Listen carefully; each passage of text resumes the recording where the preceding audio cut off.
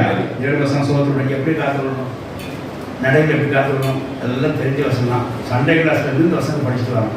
நடைகள் எப்படி காத்துக்கணும், லெமன் ஃபுல்லாக லைவ்ல இருக்கார், பக்கம் லைவ்ல இருக்கார்.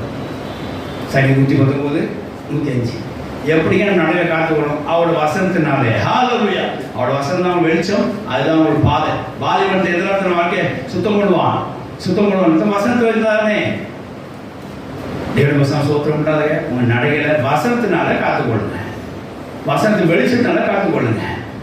வாசிக்கலாம். சரி 119 105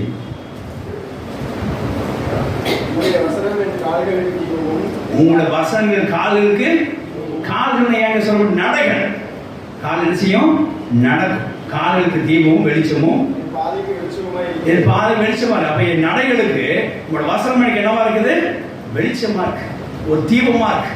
என் பாதைக்கு அது வெளிச்சமா இருக்கு. என் நடைகளுக்கு என்னவா இருக்கும், நல்லவரா இருக்கும், கர்த்தரின் மேல் பிரியமா இருக்குது. ஆமென் ஹalleluya. அப்போ உங்க நடைகளை எப்படி கத்துக்கணும், வசனத்தினால. எல்லா வசனத்தினால நீங்க கட்டப்பட்டவர்களா இருக்கீங்க, கர்த்தர் வார்த்தையினால இணைக்கப்பட்டவர்களா இருக்கீங்க.